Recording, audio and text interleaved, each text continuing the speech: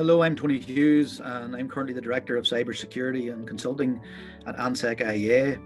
I have 30 years of experience in the cybersecurity industry as it evolved from data governance to information assurance through to cybersecurity. My name is Will O'Brien. I'm a Director of Cybersecurity in PwC, and I've over 18 years of experience in information technology, with 10 of those years specialising in forensic technology and cyber incident response. Like the guys, I've work history and experience of working in information security, data protection, and general compliance law. Since January 2020, I moved back to become the General Counsel and DPO of Hostelworld, where my daily job is advising the Hostelworld group of companies across Dublin, London, Porto, Shanghai and Sydney on data protection law compliance, from GDPR to e-privacy directive to more local laws across the world.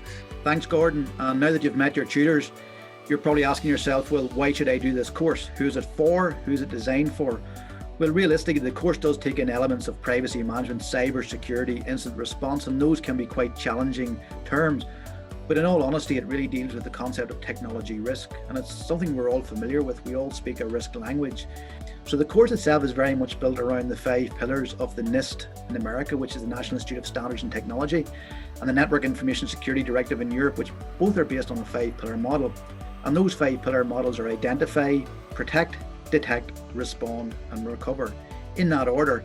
And what we do with the course is we build on the course material going through from my session at the start, where we talk about how to build strategies and how to build effective cyber and technology risk strategies. Ultimately, what my part of the course will teach you is how to respond during a cyber attack or a cyber incident.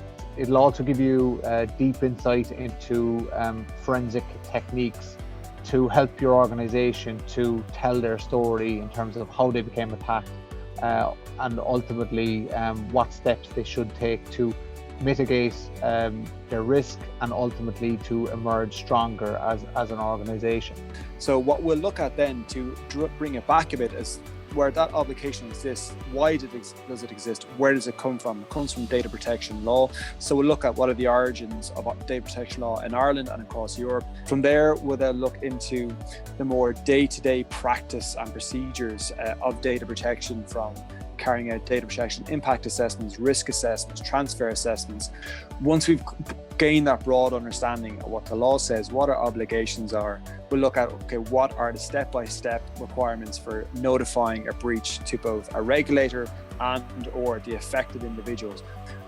From then, to culminate my end of course of the number of modules, we'll look at how, on one hand, a robust data protection compliance program will supplement and enhance and really support the cybersecurity principles and procedures and practices that both Tony and Will have discussed during the course, how we will support each other and help to mitigate and guard against cybersecurity risks.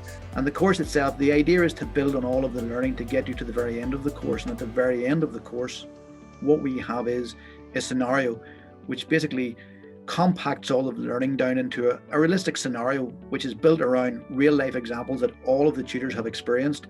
And what we will do is we will present you with this scenario. We will put you under some pressure in terms of time. We'll put you under some pressure in terms of getting organized on all the aspects you've learned. And then at the end, we'll take a look at the scenario and what worked and what didn't work. And what we'll do at the end is all of the tutors together will talk you through what strategies and techniques and tools and tactics worked for us in the real world.